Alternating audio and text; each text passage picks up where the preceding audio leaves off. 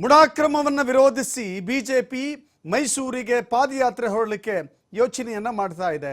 ಇದೇ ವಿಷಯದಲ್ಲಿ ಇದೀಗ ಕಾಂಗ್ರೆಸ್ ಕೌಂಟರ್ ಪ್ಲಾನ್ ಅನ್ನು ರೂಪಿಸ್ತಾ ಇದೆ. ಬೆಂಗಳೂರಿಂದ ಮೈಸೂರಿಗೆ ಪಾದಯಾತ್ರೆಯನ್ನ ಬಿಜೆಪಿ ಹಮ್ಮಿಕೊಂಡಿದ್ರೆ ಅತ್ತ ಮೈಸೂರಿನಿಂದ ಬೆಂಗಳೂರಿಗೆ ಬರಲಿಕ್ಕೆ ಕಾಂಗ್ರೆಸ್ ಪಾದಯಾತ್ರೆ ಮಾಡಲಿಕ್ಕೆ ಸಿದ್ಧತೆಯನ್ನ ಮಾಡಿಕೊಳ್ತಾ ಇದೆ. ಬಿಜೆಪಿ ಅವಧಿಯ ಹಗರಣಗಳನ್ನು ಪಟ್ಟಿ ಮಾಡಿ ಸಿದ್ಧತೆಯನ್ನ ಮಾಡಿಕೊಳ್ತಾ ಇದೆ. ಬಿಜೆಪಿ ಕಾಲದಲ್ಲಿ ಮಾಡಿರುವಂಥ ಹಗರಣಗಳ ಪಟ್ಟಿ. ಪಾದಯಾತ್ರೆ ಬಗ್ಗೆ ಸಿಎಂಗೆ ಮಾಹಿತಿಯನ್ನು ನೀಡಿದೆ ಕಾಂಗ್ರೆಸ್ ಒಂದು ತಂಡ. ಕೆಲ ಮುಖಂಡರುಗಳು ಮುಖ್ಯಮಂತ್ರಿಗಳಿಗೆ ಹೇಳಿದ್ದಾರೆ, ನಾವು ಕೂಡ ಮೈಸೂರಿನಿಂದ ಬೆಂಗಳೂರಿಗೆ ಪಾದಯಾತ್ರೆ ಬರೋಣ ಅಂತ.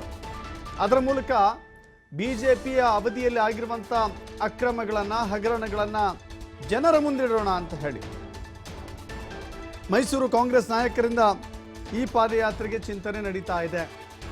ನಿಮಗೆ ಗೊತ್ತಿದೆ, ಇಷ್ಟು ದಿನಗಳ ಕಾಲ ನಡೆದಂಥ ಈ ಒಂದು ಸದನದಲ್ಲಿ ಅಧಿವೇಶನದಲ್ಲಿ ಬಹಳ ದೊಡ್ಡ ಮಟ್ಟದ ಸದ್ದು ಮಾಡಿದ್ದು ಮಹರ್ಷಿ ವಾಲ್ಮೀಕಿ ಅಭಿವೃದ್ಧಿ ನಿಗಮದ ಅಕ್ರಮ ಹಾಗೂ ಮುಡ ಅಕ್ರಮ, ಮೈಸೂರು ನಗರಾಭಿವೃದ್ಧಿ ಪ್ರಾಧಿಕಾರದಲ್ಲಿ ನಡೆದಿರುವಂಥ ಅಕ್ರಮ.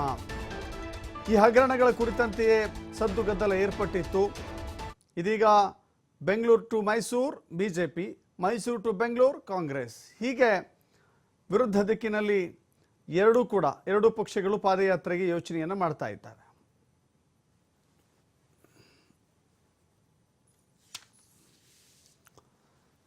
ಸೊ ಅಲ್ಲಿಗೆ ಟಕ್ಕರ್ ಕೊಡಲಿಕ್ಕೆ ಕಾಂಗ್ರೆಸ್ ಇಂಥದ್ದೊಂದು ಪ್ರಯತ್ನವನ್ನು ಮಾಡ್ತಾ ಇದೆ.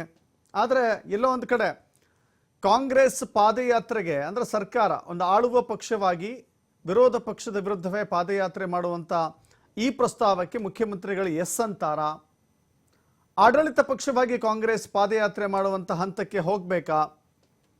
ಹಗರಣಗಳಿದ್ದರೆ, ಬಿಜೆಪಿ ಅವಧಿಯ ಹಗರಣಗಳಿದ್ದರೆ ಅವುಗಳ ತನಿಖೆ ಮಾಡಿ ತಪ್ಪಿತಸ್ಥರ ವಿರುದ್ಧ ಕ್ರಮವನ್ನು ತೆಗೆದುಕೊಳ್ಳಲಿಕ್ಕೆ ಸರ್ಕಾರಕ್ಕೆ ಅವಕಾಶ ಇದೆ. ಹೀಗಿರುವಾಗ ಕೇವಲ ರಾಜಕಾರಣದ ದೃಷ್ಟಿಕೋನವನ್ನು ಇಟ್ಕೊಂಡು ಬಿಜೆಪಿಗೆ ಟಕ್ಕರ್ ಕೊಡುವ ಏಕಮೇವ ಉದ್ದೇಶದಿಂದ ಮೈಸೂರಿನಿಂದ ಬೆಂಗಳೂರಿಗೆ ಕಾಂಗ್ರೆಸ್ ಹೊರಡುತ್ತಾ ಅನ್ನೋದು ಕೂಡ ಇನ್ನಷ್ಟೇ ಸ್ಪಷ್ಟವಾಗಬೇಕಾಗಿದೆ.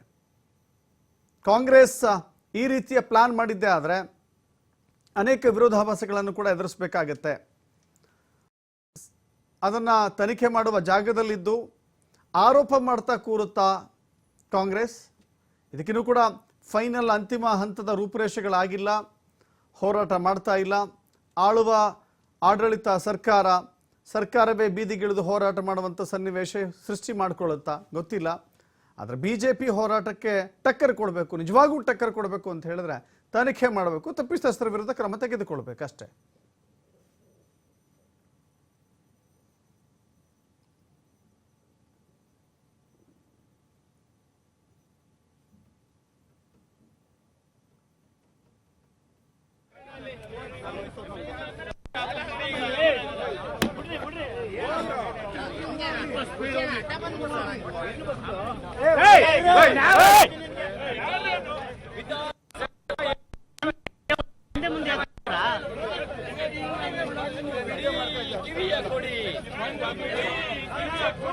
Hey,